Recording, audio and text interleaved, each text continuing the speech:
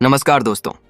आज का दिन देश भर के उन लाखों परिवारों के लिए बेहद खास बन चुका है जिनके घर में कोई न कोई केंद्रीय कर्मचारी है, कोई पेंशनर है या फिर कोई ऐसा वरिष्ठ नागरिक है जिसकी पूरी आर्थिक व्यवस्था आज भी सरकारी पेंशन पर ही निर्भर है।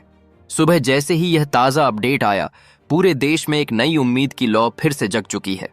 करोड़ों आंखें जिन मुद्दों को लेकर बीते कई सालों से इंतजार कर रही थीं, आखिरकार वह इंतजार अब लगभग खत्म होने की कगार पर पहुंच गया है। क्योंकि दोस्तों, केंद्र सरकार, कार्मिक मंत्रालय, पेंशन मंत्रालय और केंद्रीय मंत्री अश्विनी वैष्णव की तरफ से एक साथ आई 5 बड़ी खुशखबरियों ने पूरे देश के कर्मचारियों और पेंशनरों में नई ऊर्जा ला दी है। यह पहली बार है जब किसी केंद्रीय मंत्री ने खुले मंच पर इतने गंभीर मुद्दों पर इतना स्पष्ट, सीधा और बिना घुमाए जनता के सामने अपना स्टैंड रखा है। आज का पूरा अपडेट इतना विस्फोटक है कि इसे सुनने के बाद हर कर्मचारी अपने भविष्य को लेकर ज्यादा सुरक्षित महसूस करेगा।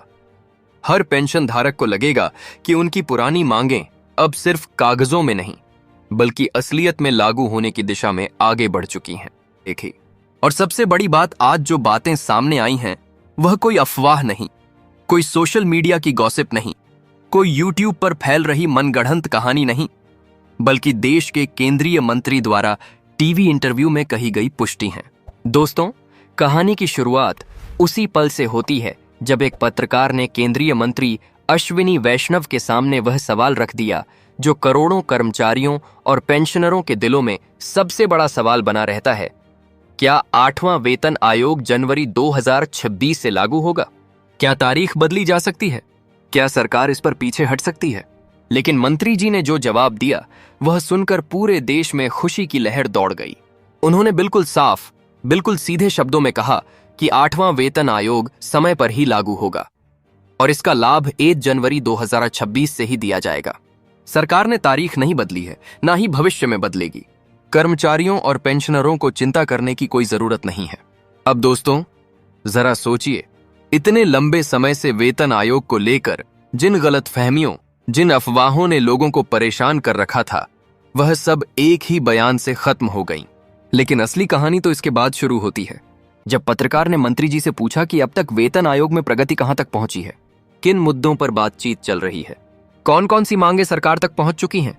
और यहां से शुरू हुई वह लिस्ट जिसमें 5 ऐसी मांगें थीं जिनके बारे में हर पेंशनर अपनी जिंदगी के सबसे बड़े फैसलों की तरह इंतजार कर रहा था।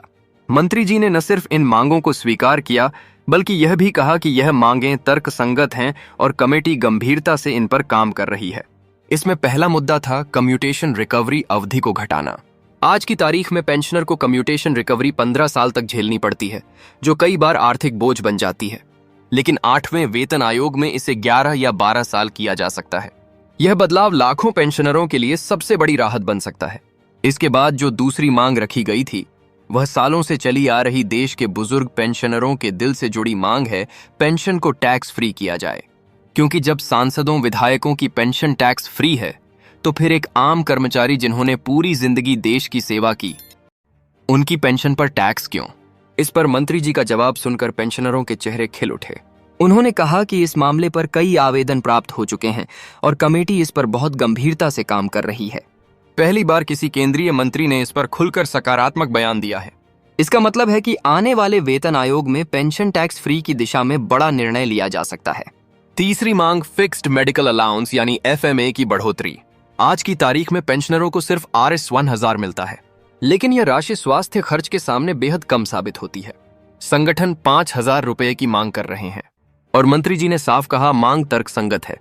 कमेटी इस पर गंभीरता से विचार कर रही है। यानी आने वाले दिनों में मेडिकल अलाउंस में भारी बढ़ोतरी देखने को मिल सकती है।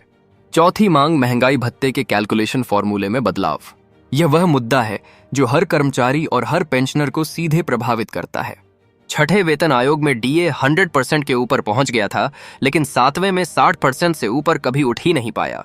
संगठन कह रहे हैं कि महंगाई का सही असर DA में दिखाई नहीं पड़ता और मंत्री जी ने कहा ना कमेटी फार्मूले की समीक्षा करेगी और जरूरत हुई तो नया फार्मूला लागू किया जाएगा। इसका मतलब आने वाले वेतन आयोग में DA में कई गुना तेजी देखने को मिल सकती है। 5वीं महत्वपूर्ण मांग, DA को साल में 4 बार दिया जाए। आज DA साल में सिर्फ 2 बार दिया जाता है, लेकिन महंगाई पहले बढ़ जाती है और राहत बाद में मिलती है।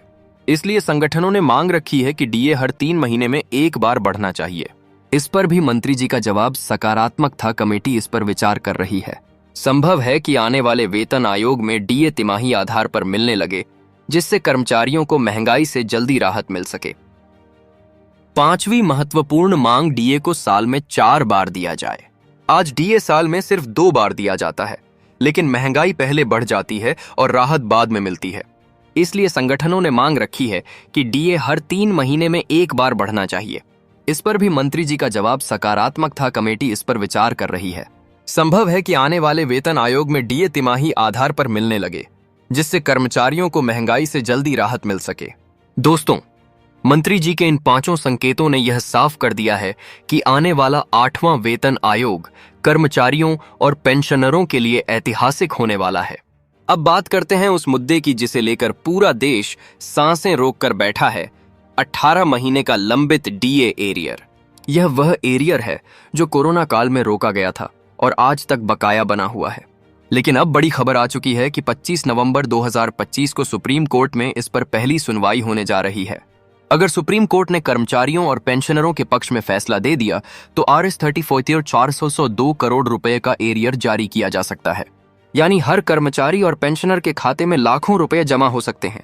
वरिष्ठ वकील के तिवारी कर्मचारी संगठनों की ओर से सुप्रीम कोर्ट में यह केस लड़ रहे हैं और पूरी उम्मीद है कि फैसला कर्मचारियों के हित में जाएगा, क्योंकि यह उनका हक है। अब बात करते हैं पेंशनरों के लिए बहुत ही महत्वपूर्ण अपडेट, लाइफ सर्टिफिकेट। मंत्रालय ने साफ कर दिया है कि जीवन प्रमाण पत्र जमा करने की अंतिम तारीख 30 नवंबर 2025 है और यह तारीख आगे नहीं बढ़ाई जाएगी। देरी करने पर पेंशन रुक भी सकती है। लेकिन इसी के साथ मंत्रालय ने एक जरूरी चेतावनी भी जारी की है। कोई भी पेंशनर अपना OTP किसी के साथ साझा न करे, चाहे वह खुद को मंत्रालय कर्मचारी बताए या बैंक अधिकारी। साइबर फ्रॉड करने वाले लोग इन दिनों बहुत सक्रिय हैं और पेंशनरों को कॉल करके लाइफ सर्टिफिकेट अपडेट करने के नाम पर OTP मांग लेते हैं। OTP देते ही बैंक अकाउंट खाली किया जा सकता है, इसलिए हमेशा सतर्क रहें। OTP कभी न दें, किसी लिंक पर क्लिक न करें।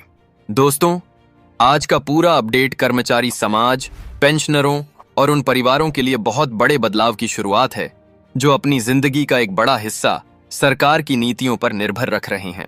8वां वेतन आयोग, नई सुविधाएं, बढ़ा हुआ अलाउंस, टैक्स फ्री पेंशन की उम्मीद, डीए में सुधार और 18 महीने के एरियर पर सुप्रीम कोर्ट की सुनवाई।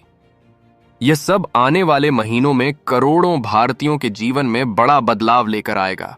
दोस्तों, जब भी देश के केंद्रीय कर्मचारी और पेंशन धारकों के भविष्य की बात आती है तो सबसे बड़ा सवाल हमेशा यही रहता है कि सरकार उनकी समस्याओं को कितनी गंभीरता से सुन रही है।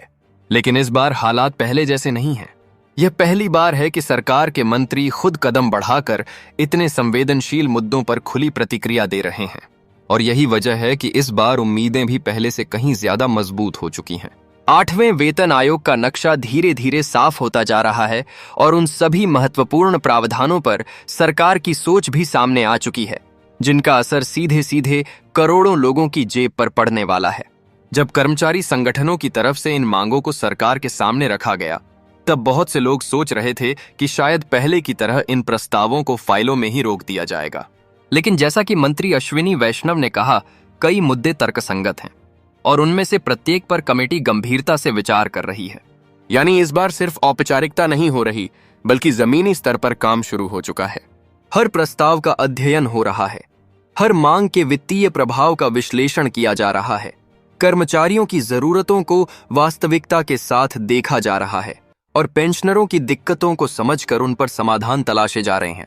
यह बात इसलिए भी महत्वपूर्ण है क्योंकि 7वें वेतन आयोग के दौरान कई मुद्दे ऐसे थे जिन्हें पेंशनर वर्ग गंभीरता से उठाना चाहते थे, लेकिन उनकी आवाज उतनी बुलंद नहीं हो पाई थी। लेकिन इस बार तस्वीर बिल्कुल अलग है। इस बार पेंशनर भी पहले से ज्यादा संगठित हैं, कर्मचारी संगठन भी सक्रिय हैं और सबसे बड़ी बात, सरकार भी इस प्रक्रिया को पारदर्शी तरीके से चला रही है। इसी बीच एक और महत्वपूर्ण बात सामने आई है कि 8वें वेतन आयोग में फिटमेंट फैक्टर को लेकर कई चर्चाएं चल रही हैं। हालांकि मंत्री जी ने साफ कहा कि यह निर्णय कमेटी लेगी, लेकिन वित्तीय विशेषज्ञों का मानना है कि इस बार फिटमेंट फैक्टर में पिछले आयोगों की तुलना में अधिक बढ़ोतरी देखने को मिल सकती है। इसका सीधा मतलब है कि बेसिक पे में भी उल्लेखनीय बढ़ोतरी होने की संभावना है। और जब बेसिक वेतन बढ़ेगा तो स्वाभाविक रूप से डीए, एचआरए, टीए और अन्य सभी भत्तों की राशि भी बढ़ जाएगी। यही कारण है कि कर्मचारी समाज में इस मुद्दे को लेकर एक अलग ही उत्साह है। दोस्तों, जब हम पेंशनरों की बात करते हैं तो सिर्फ पेंशन की बढ़ोतरी ही मुद्दा नहीं होता। असल में मुद्दा होता है जीवन के उत्तरार्ध में सुरक्षा, शांति और सम्मान के साथ जीना। और इसी वजह से मेडिकल अलाउंस बढ़ाने की मांग इतनी अहम बन जाती है, क्योंकि बढ़ती महंगाई और स्वास्थ्य खर्च ने बुजुर्ग पेंशनरों की कमर तोड़ रखी है। आज के समय में दवाई की एक पत्ती 1000 रुपए तक चली जाती है। टेस्ट के नाम पर हजारों रुपए खर्च हो जाते हैं और निजी अस्पतालों की फीस कई बार पेंशन से कहीं ज्यादा होती है। ऐसे में सिर्फ RS 1000 का मेडिकल अलाउंस अपने आप में अपर्याप्त है। यदि इसे बढ़ाकर RS 5000 या उससे भी अधिक कर दिया जाता है तो यह पेंशनरों के लिए सिर्फ एक सुविधा नहीं बल्कि एक जीवनदायिनी सहायता बन जाएगी। इसके साथ ही डीए के फार्मूले में बदलाव की बात भी बहुत बड़ा मुद्दा है, क्योंकि महंगाई जिस रफ्तार से बढ़ रही है, डीए उसकी तुलना में काफी धीमी गति से बढ़ता है। खासकर 7वें वेतन आयोग के बाद डीए कभी भी 60% के आसपास से ऊपर नहीं जा पाया, जबकि महंगाई उससे कई गुना ज्यादा बढ़ चुकी है। इसलिए जब मंत्री जी ने कहा कि कमेटी इस फॉर्मूले की समीक्षा करेगी, तो ये बयान करोड़ों लोगों के लिए राहत भरा साबित हुआ है। अब अगर हम डीए को साल में 4 बार देने की मांग की बात करें तो ये मांग पहली नजर में थोड़ी बड़ी लगती है, लेकिन तर्क के हिसाब से बिल्कुल सही है, क्योंकि कीमतें हर महीने बढ़ती हैं। बाजार में उतार चढ़ाव हर सप्ताह आता है और तेल, दाल, सब्जी, गैस, बिजली, इन सब की कीमतें कभी भी अचानक बढ़ जाती हैं। ऐसे में कर्मचारियों को राहत 6-6 महीने बाद मिलना न्याय संगत नहीं है। इसलिए डीए तिमाही आधार पर दिया जाए, यह मांग लंबे समय से उठ रही थी और इस बार इसे भी गंभीरता से लिया जा रहा है। इसी तरह 18 महीने के डीए एरियर का मुद्दा तो पूरे देश का दर्द बन चुका है। करोड़ों परिवार आज भी उस रकम का इंतजार कर रहे हैं जो कोरोना काल के दौरान रोकी गई थी। कई पेंशनर आज इस दुनिया में नहीं रहे, लेकिन उनका हक अभी भी बकाया है। यही वजह है कि सुप्रीम कोर्ट में होने वाली पहली सुनवाई को लेकर बहुत अधिक उम्मीदें हैं। अगर फैसला कर्मचारियों के पक्ष में आता है तो यह सिर्फ आर्थिक राहत नहीं होगी, बल्कि यह उस न्याय का प्रतीक होगा जिसके लिए लोग कई सालों से इंतजार कर रहे हैं। अब लाइफ सर्टिफिकेट की बात करें तो पेंशन मंत्रालय ने इस बार जिस तरीके से चेतावनी जारी की है वह परिस्थिति की गंभीरता को बताता है, क्योंकि आजकल साइबर अपराधी बुजुर्गों को निशाना बनाकर उन्हें झांसे में लेते हैं, OTP लेकर खाते खाली कर देते हैं। इसीलिए मंत्रालय का यह साफ संदेश, OTP किसी को न दें, अनजान लिंक न खोलें, पेंशनरों के लिए बेहद महत्वपूर्ण है। इन सभी बातों को जोड़कर देखा जाए तो यह साफ है कि आने वाला समय कर्मचारियों और पेंशनरों के लिए बेहद सकारात्मक होने वाला है। सरकार की नीतियों में तेजी आ रही है, कमेटी सक्रिय है, मंत्री खुलकर बयान दे रहे हैं और महत्वपूर्ण मुद्दों पर जल्द ही बड़े फैसले होने वाले हैं। यह पूरा दौर उन सभी परिवारों के लिए नई शुरुआत का संकेत देता है जिन्होंने कई सालों से अपने हक के फैसलों का इंतजार किया है।